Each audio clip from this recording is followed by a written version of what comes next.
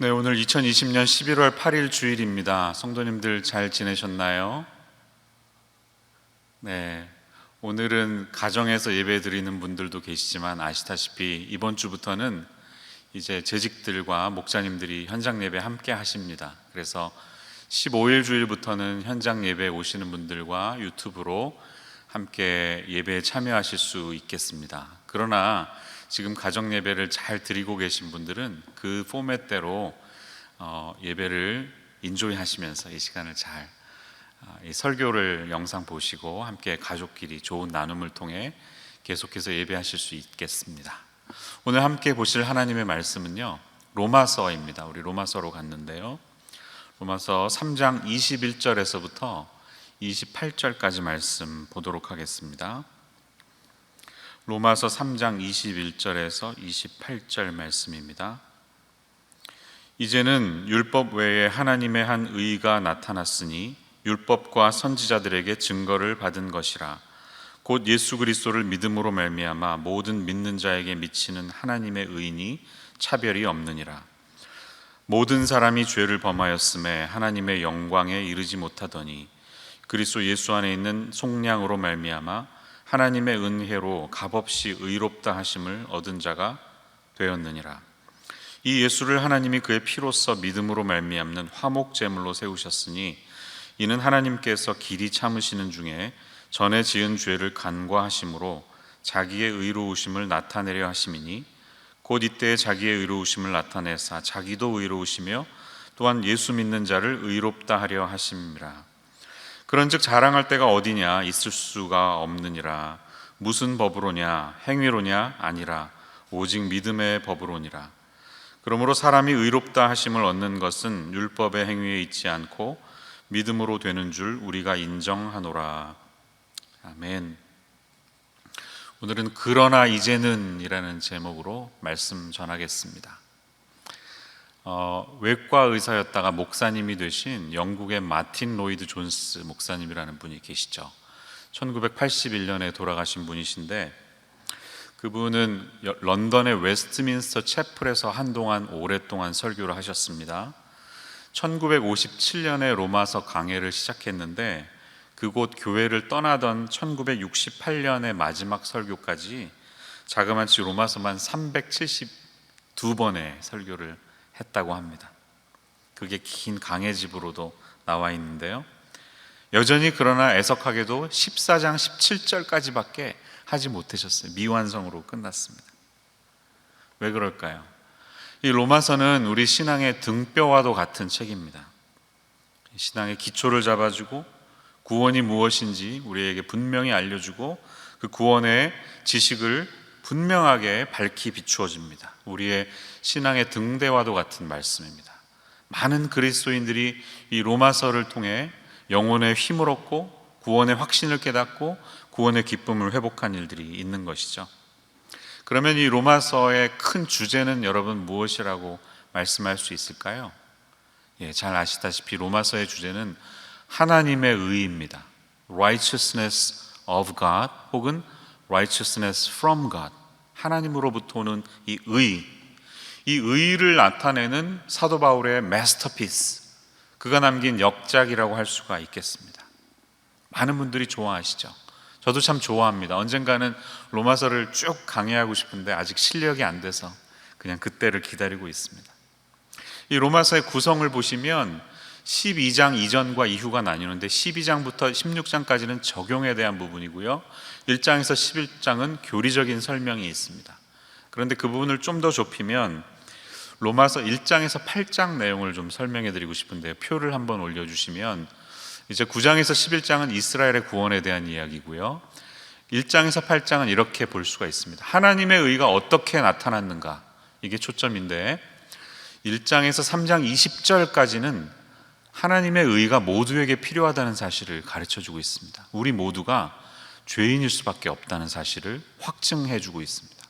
그리고 오늘 본문의 시작인 21절에서부터 5장까지는 하나님의 의가 어떻게 우리에게 전해져 왔는가, 전가되었는가를 보여주는 구원에 대한 설명을 아주 클리어하게 해주고 있습니다. 그리고 6장에서 8장은 그 의를 입증해주고 있습니다. 그래서 성화, 구원받은 자가 어떻게 성화의 길을 이루어가는가에 대한 설명으로 볼 수가 있죠. 자, 그럼 여러분 여기서 제가 무슨 말을 하려는지 이미 느껴지시죠? 21절이 새로운 전기가 됐다는 것이죠. 새로운 전환점입니다. 오늘 본문은 여러분 이제는 이렇게 시작하지만 사실 정확히 번역하면 그러나를 집어넣으셔야 돼요. 영어에도 보니까 But now the righteousness of God has been manifested 이렇게 나옵니다. 그러나 but이 있어요. 자, 이 but이 많은 주석가들이 그렇게 말합니다. 이 성경에서 제일 중요한 but은 바로 여기 있다. 성경에 많은 but, 그러나라는 단어가 나오지만 제일 중요한 접속사가 바로 여기다 이렇게 말합니다. 이 한 접속사가 성경 전체에서 가장 큰 전환점을 이루는 접속사다 이렇게 말하는 분도 있습니다. 레온 모리스라고 하는 분은 아마도 지금까지 쓰여진 모든 글 가운데 가장 중요한 문단이 바로 여기다 이렇게 말했습니다. 그러니까 여기 나오는 이 그러나는 그동안 깊은 암흑의 터널을 지나가던 우리에게 나도 암흑 속에 있구나를 깨달을 수밖에 없고 절망할 수밖에 없는 우리가 새로운 터널의 끝을 보며 빛을 보는 그런 전환점을 이루는 헬라어에는 눈이 but 여기 적혀 있다는 사실이에요. 자, 그럼 어떤 의미에서 전환점일까요, 여러분? 앞의 내용과 뒤 내용이 어떻게 다르길래? 여러분 보시는 그대로입니다. 이제는 하나님의 의가 나타났다, reveal 되었다, manifest 되었다, 우리에게 이렇게 드러나게 되었다는 것이죠.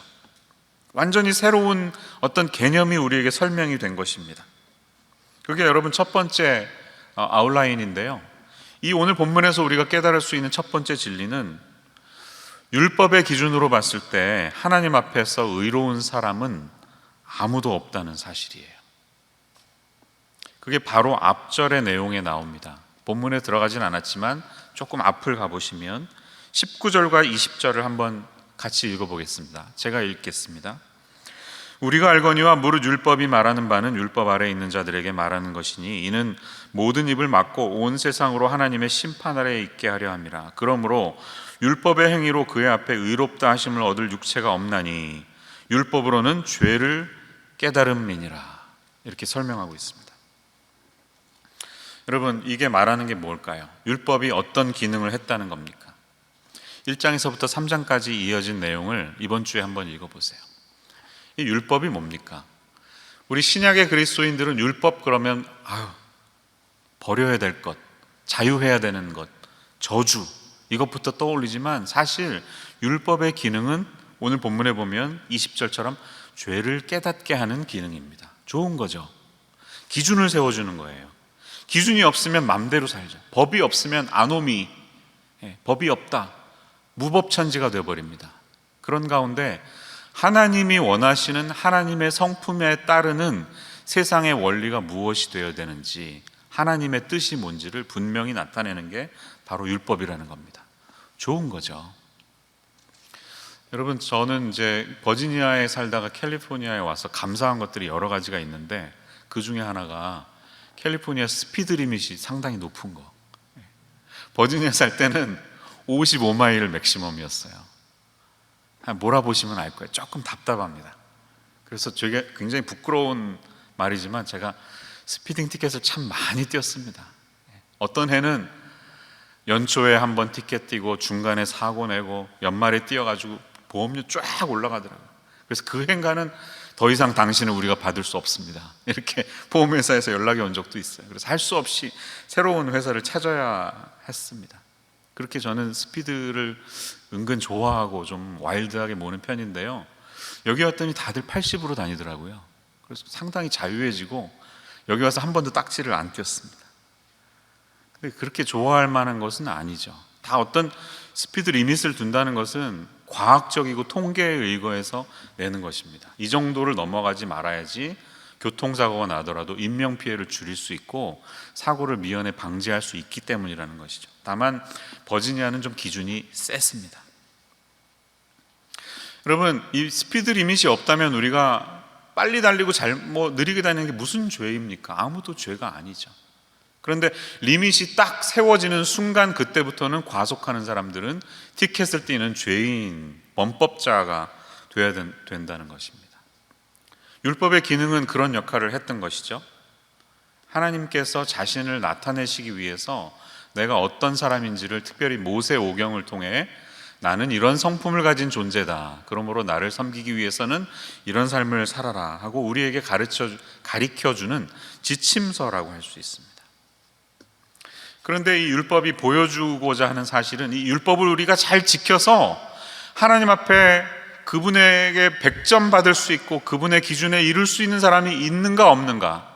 아무도 없다는 것입니다. 왜? 하나님은 지극히 높으신 분이고 지극히 거룩하신 분이고 완전한 영광스러운 분이시기 때문에 이 세상에 어느 누구도 그분처럼 살려고 하다가 그분에게 인정받을 사람은 아무도 없다는 사실이에요. 아니, 오히려 우리는 그렇게 흉내를 내려고 할수록 우리 내면에서 불쑥불쑥 솟아나오는 이 죄성 때문에 절망할 수밖에 없는 존재임을 율법은 자꾸만 보여줍니다. 계속 표지판이 있는 거예요. 살 때마다 55마일 넘었지 우리에게 보여주는 겁니다. 그래서 이 로마서 바로 앞부분에 이 절망을 보십시오. 3장 10절에서부터 여러분 조금 앞에 가보세요. 10절에서부터 18절 내용 한번 읽어드릴게요. 기록된 바 의인은 없나니 하나도 없으며 깨닫는 자도 없고 하나님을 찾는 자도 없고 다 치우쳐 함께 무익하게 되고 선을 행하는 자는 없나니 하나도 없도다. 이렇게 확증하고 있습니다. 자, 라이프 스타일을 보세요. 그들의 목구멍은 열린 무덤이요. 사실 안에는 다 썩어 있는 겁니다. 겉으로는 멀쩡해 보이죠. 화장하고 피부 관리하고 깨끗해 보이지만 내면의 삶은 아주 증오와 시기와 질투와 더러운 것들로 가득 차 있다는 것입니다. 그 혀로는 속임을 일삼으며, 여러분 우리 안 그렇습니까? 틈만 나면 자기 변명하죠. 틈만 나면 다른 사람 비판하죠. 그 입술에는 독사의 독이 있고 그 입에는 저주와 악독이 가득하고 그 발은 피 흘리는 데 빠른지라 남 피해주는 일에는 얼마나 빠른지 몰라요. 파멸과 고생이 그 길에 있어 평강의 길을 알지 못하였고 그들의 눈앞에 하나님을 두려움이 없느니라. 이렇게 우리에게 정확하게 못 박아서 설명하고 있습니다. 절망적이죠, 여러분. 여기에 자기 자신이 해당되지 않는 사람이 누가 있겠습니까? 저도 그렇고요. 우리 다 마찬가지입니다. 절망이에요. 자, 여러분, 여기서 항상 제가 드는 비유가 있어요. 아니, 목사님, 그래도 저는 히틀러보단 낫습니다. 저는 스탈린보다는 낫습니다. 저는 김일성보다는 낫습니다. 이렇게 우린 말해요. 아니, 상대적으로 그래도 훨씬 악한 사람이 있고 내가 있지 않느냐. 그래도 스피드를 잘 지키는 사람이 있고 목사님 같이 맨날 오버하는 분이 계시지 않느냐. 이렇게 비교할 수가 있다는 것입니다. 자, 그런데 우리의 의로움의 기준은 하나님 앞에서는 어떠냐 하면, 이게 제가 자주 드는 비유인데요, 저의 의로움이 배구공 사이즈라고 합시다. 그렇다면 히틀러나 스탈린 같은 사람은 탁구공만한 사이즈겠죠. 아무래도 다르게 살았으니까. 여러분들 대부분 히틀러보다는 착하게 살았다고 믿고 싶을 거예요. 네, 그건 사실입니다. 그런데 그 의로움을 하나님이 어떤 기준에서 보냐 하면, 그 배구공과 탁구공을 엠파이어 스테이트 빌딩 꼭대기로 올라가겠습니다. 엠파이어 스테이트 꼭대기에서 내려다보는 탁구공과 배구공의 사이즈는 어떤 차이가 있을까요? 아무 차이가 없습니다. 자그마한 점일 뿐입니다. 하나님 기준에는 자기 기준에 이룰 수 있을 의로운 사람이 아무도 없다는 거예요. 이게 성경이 우리에게 말하는 것입니다. 하나님의 기준에는 아무도 이룰 수 없었다. 이것이 우리를 절망하게 만들죠. 그러면 누가 하나님을 만족할 수 있겠는가? 이것이 우리의 질문인데, 놀랍게도 그 질문에 오늘 본문은 우리에게 답하고 있는 것입니다. But now, 그러나 이제는 그 율법에 하나님의 한 의의가 나타났으니 율법과 선지자들에게 증거를 받은 것이라. 율법과 선지자들은 구약을 말합니다. 구약이 계속해서 지금 암묵적으로 계속 이 하나님의 의를 설명해 왔었어요. 근데 언제 눈에 확 띄게 모두가 깨달을 수 있게 나타났죠? 예수님이 이 땅에 오셨을 때, 예수님이 이 땅에 오셔서 공생의 삶을 사시고 십자가에서 대속의 삶을 사시면서 돌아가시고 부활하셨을 때 이것이 분명하게 드러났다는 겁니다. 이게 바로 우리에게 보여주신 하나님의 의의 상징이라는 것입니다. 이게 전환점이죠. 우리가 기뻐해야 될 그러나 우리가 행복하게 반응해야 할 전환점이라는 것입니다. 설교를 듣는 여러분 좀 기쁘십니까? 이 전환이 있다고 생각하시니까? 이 부분을 설명하기 위해서 바울 사도는 여러 좀 어려운 용어들을 쓰고 있습니다. 그게 23절, 24절, 25절, 26절에서 이어지고 있는데요. 대표적으로 속량이라는 단어 24절, 또 25절에 화목제물이라는 단어, 또 24, 26절에 나오는 의롭다 하심, justification, 이 단어를 통해서 여러분 좀 설명을 해드리겠습니다. 표를 한번 잠깐 보여주세요. 표를 보시면 삼각형인데 영어라서 조금 잘 안 보이실 테지만 먼저 redemption, 맨 아래에 있는 예수님이 크리스찬이 된 사람들을 향해서 이루어 주신 속량, redemption이라는 게 있습니다. 주님이 우리에게 행하신 거예요. 그리고 예수님이 하나님 아버지에게 행하신 것은 뭐예요? propitiation, 화목제물이라고 번역된 단어예요. 화목제물. 그로 말미암아 하나님이 우리에게 보여주신 건 뭐죠? 우리를 의롭다고 칭하신 거예요. justification. 자, 예수님의 그 대속, 십자가의 대속을 통해서 바로 이런 일들이 일어난 것입니다. 세 가지 단어를 설명해 드리겠습니다. 속량은 어떤 뜻이냐면 redeem이라는 단어 아시죠? 대가를 치르고 바꿔오는 거잖아요. 시장에서 사용되는 상업 용어입니다. 경제적인 의미입니다. 노예가 있으면 노예에 대한 대가를 치르고 노예를 데려오는 거예요. 예수님이 우리가 그렇게 노예 입장에 있는데 죄 가운데 있는 우리를 자신의 희생의 제물을 치르시고 대가를 치르고 데려오신 거예요. 자기 소유를 삼아 주셨습니다. 이게 주님이 우리에게 행하신 겁니다. 속량이라는 것입니다. 화목제물이라는 단어는 힐라스테리온이라는 단어인데 이것은 제의적인 표현입니다. 제의적인 표현. 그래서 표준 세번역에 보면 속죄 제물이라고 적혀 있습니다. 또 킹제임스 버전에는 화해라고 번역했습니다. 이것은 진노를 거두는 의미의 속죄 제물입니다. 구약의 개념을 좀 이해하셔야 되는데 성소와 지성소가 있고요. 지성소에 들어가시면 언약궤가 있는데 그 언약궤를 덮는 뚜껑이 있습니다. 그 뚜껑을 속죄소라고 말해요. Throne of Grace라고 우리가 많이 표현하죠. 은혜의 보좌. 거기에 어떤 일이 벌어지죠? 1년에 한 번 대속죄일이 되면 대제사장이 거기 들어가서 동물의 피를 뿌리죠. 그 자리에 진노가 덮여지는 겁니다. 우리의 죄악들이 다 없이 되면서 덮어지는 것입니다. 예수님이 하나님께 행하신 것이 바로 그렇게 된 거예요. 우리로 말미암아 벌어진 진노가 해결이 됐다는 것을 뜻합니다. 그 결과는 어떻게 됐죠? 법정 용어인 의롭다 하심, 칭의라는 단어가 사용됐습니다. 원래 죄인인데 구속돼서 감방에 가야 되는데 갑자기 무죄 선언이 이루어진 겁니다. 이 사람은 죄인이 아니라 의인이다라고 일방적으로 선포하는 것입니다. 이게 하나님께서 예수님 때문에 우리에게 행해 주신 선언이라는 겁니다. 여러분 아멘이십니까? 바로 이 사실을 믿는 것이 복음의 핵심이고 복음의 중요한 컨텐츠라는 거예요. 근데 이 의는 어디서 나온다고요? 22절 보니까 곧 예수 그리스도를 믿음으로 말미암아 모든 믿는 자에게 미치는 하나님의 의인이 차별이 없느니라, 이렇게 말하는 거예요. 자, 예수 그리스도를 믿음으로 말미암아 이루어진다고 하는데 여러분 이렇게 좀 생각하시면 좋겠어요. 여기에서 사용된 믿음이라는 단어 피스티스는 faith도 되지만 신실하심도 됩니다. 신실하심, faithfulness라고 번역이 됩니다. 그래서 어떤 영어 성경에 보면 예수 그리스도의 신실하심이라고 번역하고 있어요. 디아라는 true라는 전치사가 쓰여서 디아 피스테우스 예수 그리스도 이렇게 적혀 있거든요. 그대로 번역하면 예수 그리스도의 신실함을 통하여 얻게 되는 의로움이라는 거예요. 자, 우리는 내가 일방적으로 믿어서 믿겨지지 않는 사실을 믿어야 의로움을 얻는다 이렇게 착각할 때가 있는데, 사실은 여러분, 우리가 믿음을 얻게 되는 과정은 예수님의 신실하심 때문입니다.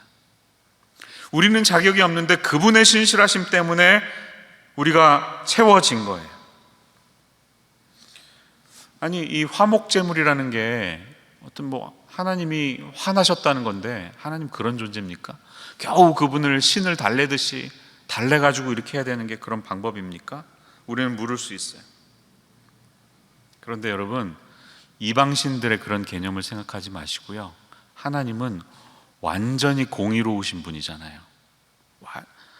모든 사람이 죄를 범하였으며 하나님의 영광에 이르지 못하더니, 이 영광이라는 단어에 표현되는 하나님의 완벽하심, 아주 높은 공의로움에 이를 수 있는 사람이 아무도 없는데, 유일하게 그걸 채울 수 있는 존재가 누구죠? 동등하신 하나님이신 예수님만큼의 신실하심이 아니고는, 그분의 피스티스, 그분의 페이스풀네스가 아니고는 이룰 수 있는 사람이 아무도 없다는 거예요. 자, 이것을 우리가 이해하는 게 굉장히 중요합니다. 여러분, 이 하나님의 공의를 우리가 좀 이해할 필요가 있습니다. 하나님이 왜 우리를 위해서 죽으셨나요?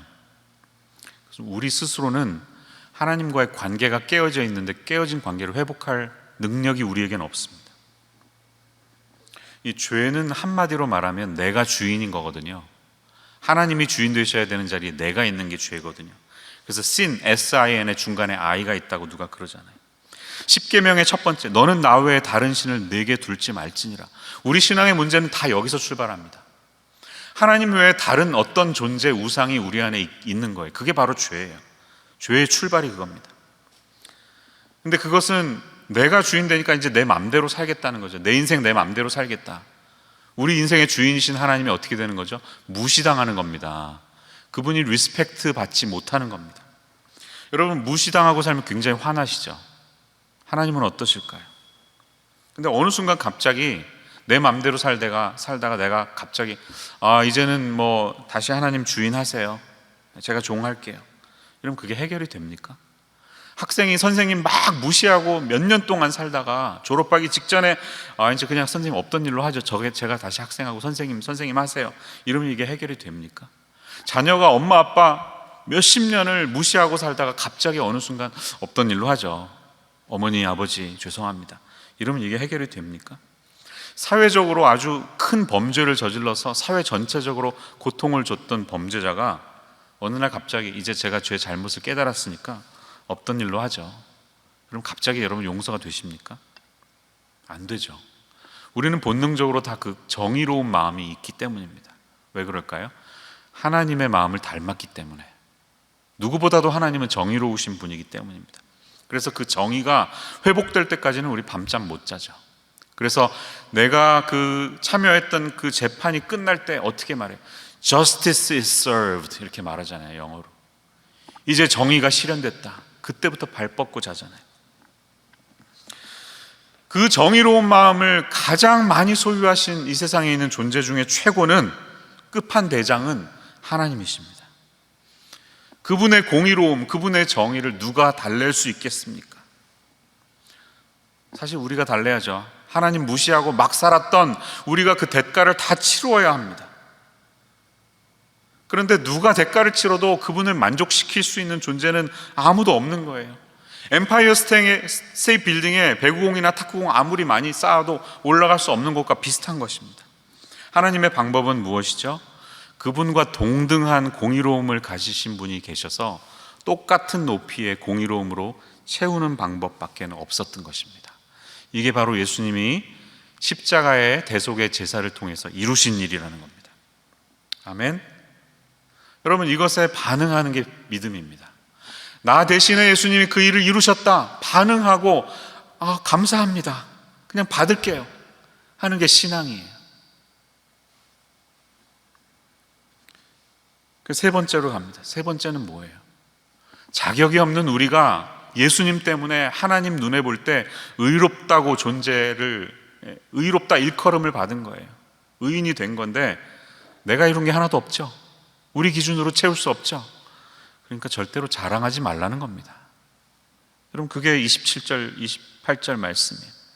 그런즉 자랑할 데가 어디냐? 있을 수가 없느니라. 무슨 법으로냐? 행위로냐? 아니라 오직 믿음의 법으로니라 라고 말합니다.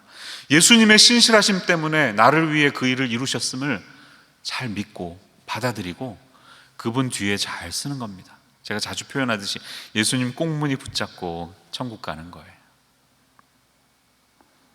우리가 할 것은 그거 하나밖에 없습니다. 여러분, 말씀 들으시는 여러분, 예수님이 나를 위해서, 우리를 위해서 내가 정죄받을 그 자리에 대신 서셨음을 인정하고 받아들이면 됩니다. 저 대신 하셨음을 받아들이면 됩니다. 이게 오늘 말씀이 우리에게 요청하는 것입니다. 요약해 보시면 이 복음에 대한 메시지에 반응하는 사람들의 5가지 반응이 있어요. 전부 R로 시작하는데요. 첫 번째는 rejoice, 기뻐합니다. 이미 그 사실을 잘 알고 있는 분들은 이 말씀을 들을 때 아마 힘이 나실 거예요. 아, 맞아, 내가 깨닫고 있는 사실이 맞았구나. 오늘도 그 복된 소식이 내 영혼에 들려줘서 나는 너무 행복하다, 좋다, 기뻐하자. 그렇게 하시길 바랍니다. 두 번째는 recommit, 재헌신하는 겁니다. 전에 이미 그 사실에 대해서 확실하게 알고 있었지만 여러 가지 이유로 좀 떨어져 나가고 방황하고 실망해 있는 상태라면 이 복음의 메시지 앞에서 여러분 다시 한번 내 인생의 주인이 하나님이시고 예수님이 내가 하나님 앞에 잘 설 수 있도록 그 일을 행하셨음을 인정하고요, 다시 우리 삶을 드리는 겁니다. 이 말씀을 통해 여러분 recommit, 재헌신하실 수 있는 여러분 되시길 바랍니다. 세 번째는 receive, 예수님을 마음에 영접하시는 거예요. 오늘 이 소식을, 이 복된 소식을 처음 들으셨든지 잘 이해하지 못했는데 오늘 분명히 들어오셨으면 하나님이 지금 여러분에게 주는 기회입니다. 그분을 마음의 주인으로 모시십시오. 영접하십시오. receive. 그리고 네 번째는요, research, 조금 더 탐구합니다. 네, 이것은 하나님이 강요하는 게 아니기 때문에 우리에게 주는 구원의 선물이기 때문에 원치 않으시면 안 받을 수도 있습니다. 저는 아직 성경을 몰라서요, 아직 궁금한 질문이 더 많아서 성경 공부를 더 해보고 믿겠습니다. 네, 여러분의 그 열정은 제가 존중합니다. 그러실 수 있어야 할지도 모르지만 혹시 핑계는 아니신가요? 이미 이 메시지가 분명히 나에게 다가왔는데도 한 발짝 뒤로 물러서서 그때를 미루고 계신다면 Now is the time. 지금 다시 한번 생각을 바꿔보세요. 또 다른 핑계가 될 수 있습니다. 언제 또 반응하실 수 있겠습니까? 그리고 마지막 5번째는 불행하게도 reject, 거절하는 것일 수 있습니다. 여러분, 하나님은 이 구원의 메시지를 강요하지는 않으시죠. 우리에게 자유의지가 있죠. 그러나 절대로 인생의 마지막 시간까지 거절하시다가 마무리하는 인생 되시지 않기를 바랍니다. 하나님이 기회를 주실 때 반응하세요. 어제 수요일에 제가 전화를 받았는데 그 전 주일, 그러니까 한 10일 전에 와달라고 해서 세례를 베풀러 갔던 신 선생님이라는 분이 계십니다. 43년생이신데 그분이 돌아가셨다는 이야기를 들었습니다. 이제 장례를 치러드려야 하는데 이분이 78년 동안 예수님을 안 믿으셨어요. 여러 사람들이 마음의 문을 두드렸어요. 근데 암에 걸리시고 5년째가 되고 인생의 마무리를 하면서 어느 순간 마음이 열리신 거예요. 그래서 이제 목사님을 찾는 거예요. 제가 지금 교회를 갈 수 있고 말을 할 수 있는 입장도 아니지만 손으로 쓸 수만 있지만 목사님 제발 와주셔서 저에게 복음을 전해주시고 제가 영접하면 세례를 베풀어 주십시오. 왜 안 가겠습니까? 당연히 갔습니다. 기쁨으로 세례를 했습니다. 그리고 지난 토요일은 아무래도 돌아가실 것 같다고 임종 예배를 드려달라고 해서 가서 마지막 임종 예배를 드렸어요. 그리고 이제 편안한 마음으로 가셨다는 얘기를 들었는데요, 그 78년 인생을 살면서 마지막으로 남기신 글이 있었어요. 세례 주시기 전에 그걸 보여주시는데 그 글이 너무 저에게 와닿았습니다. 여러분 한번 소개해 드릴게요. 말씀은 못하시는 그분이 이렇게 적어놨습니다. 하나님 아버님, 이 어리석은 자식을 용서하여 주십시오. 예수 그리스도 이름으로 기도하나이다. 78년 동안 하나님이 계신 줄도 모르고 엉터리로 살아온 인생을 벌하여 주시옵고 마지막 가는 이 불쌍한 인생을 자식으로 받아주십시오. 예수 그리스도 이름으로 기도하나이다. 네, 비록 성경적인 지식은 없으셨지만 어느 누구보다도 솔직한 존재의 고백이었다고 생각하고 저는 큰 감동을 받았습니다. 여러분, 기회는 늘 우리 주변에 있고 오늘 이 시간이 바로 여러분께서 복음에 반응해야 되는 그런 시간일지도 모릅니다. 기회를 놓치지 마십시오. 더 늦기 전에 이 복음의 소식에 반응할 수 있는 저와 여러분 모두가 되시기를 우리 주 예수님의 이름으로 축원합니다. 기도하겠습니다. 하나님, 우리를 의롭다 하시고 자녀 삼아 주시고 대속하여 주시고 또 우리를 대신하여 화목 제물이 되신 예수님의 그 사랑을 인하여 감사드립니다.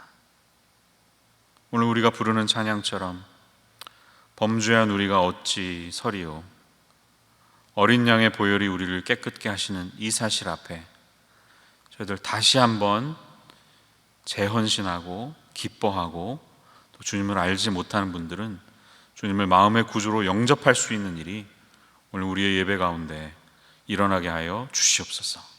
그로 말미암아 우리에게 허락하신 이 공짜된 영생의 선물을 누리며 이 땅에서 하나님의 자녀로 살아가는 기쁨이 저희 모두에게 흘러 넘치게 하여 주시옵소서. 예수님의 이름으로 기도합니다. 아멘.